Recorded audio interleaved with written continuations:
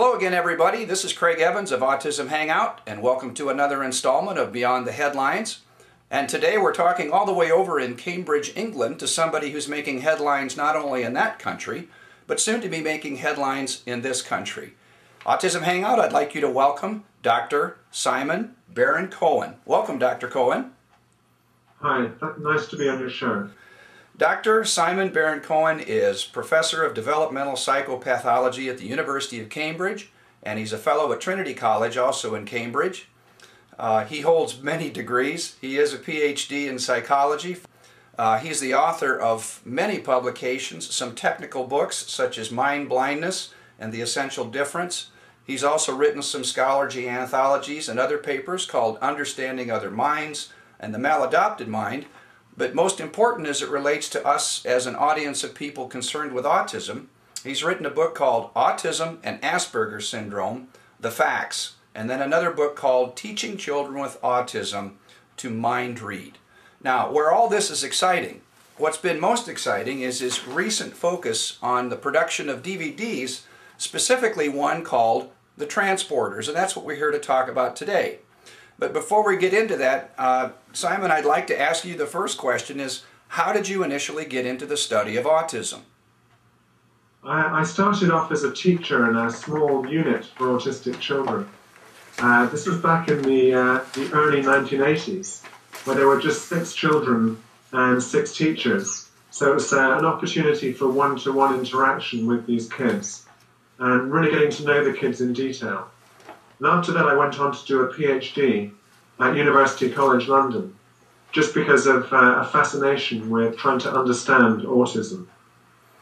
Okay, so I'm assuming from there, you found things that worked with kids. You got excited about some of your studies and some of your research. Tell us about the genesis of transporters and tell us about how it works. Well, this new DVD, Transporters, in fact comes out of the psychological theory that we've been working on about the autistic mind. What we're trying to test is whether children with autism, although they have social difficulties, have a very strong interest in systems of one kind or another. Might be mechanical systems, sometimes it's numerical systems or patterns that they see around them in the world. Mm-hmm. So we've put human faces onto mechanical vehicles like trains or trams or cable cars, so that whilst the child is happy to watch movies about trains or trams or tractors, they're inadvertently, without even realizing it, they're learning social skills, they're looking at faces. So what sort of results have you been having so far that I know that you've tested this? Yeah, what we've decided to do is evaluate whether watching the DVD makes any difference to the child's level of emotion recognition. So we compared 2 groups of children with autism, one who watched the DVD and one who didn't. The group of children with autism who watched the DVD just watched it for 15 minutes a day over a 1-month period.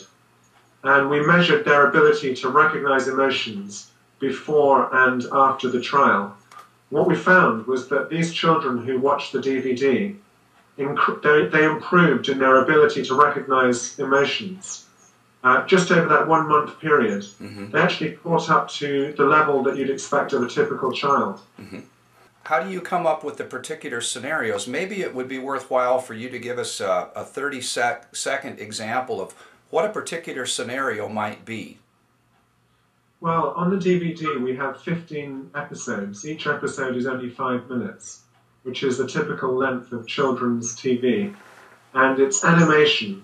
It actually took a couple of years to put this together because we were working with not just an animation production company, but also with script writers who are familiar with writing for children's film. Mm-hmm. So we've got these mechanical vehicles as the main characters in the story. And in just a short 5-minute story, very simple actions happen. You know, one train becomes stuck or broken and another train has to come to its rescue. And in that short episode, it gives you the opportunity to explore a key emotion. For example, that the character might be sad or angry or afraid.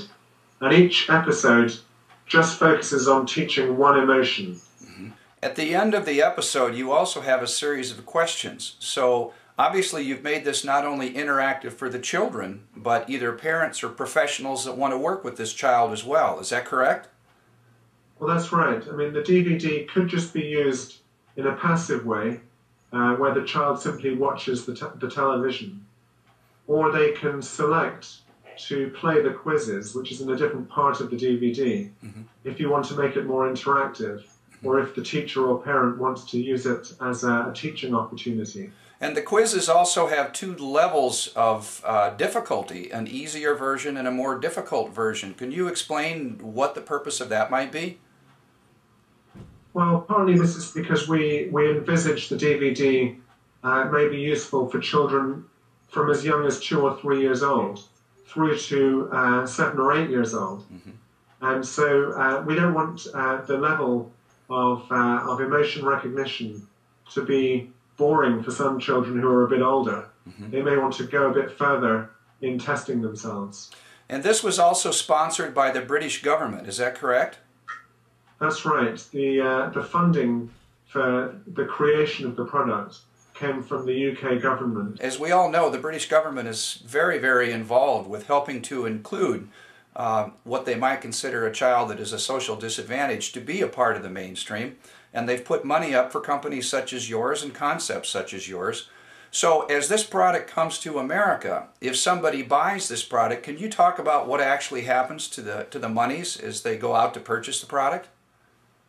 Sure. The DVD was initially funded by the UK government, and I guess the production costs were about £500,000.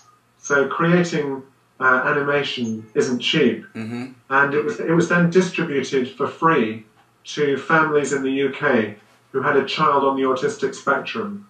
So we gave away 40,000 copies to families who had a child aged 2 to 8 years old. That was in 2007. And since then, the government have licensed the DVD to us, the original team who created it, to make it available to buy online at thetransporters.com. And a proportion of the profits from sales will be donated to autism charities, like Autism Speaks in the US, but also will go into product development for more useful teaching tools like this for children with autism. Where can people go again to find more information about this product and you? Well, so far it's only available online at thetransporters.com. What we're releasing next week, January the 12th, 2009, is an North American version of this DVD, because originally it was developed with English accents a bit like mine, and this time it's going to be released with a narrator with the appropriate accents, so that children find it familiar in the US and Canada. Very good. Simon, thank you so much for being a part of this interview on Autism Hangout, and thank you so much for what you do for our children, our special children. And thank you, Autism Hangout listeners, for tuning in. I'll be back again soon with another installment of Beyond the Headlines. Thank you, and we'll see you soon.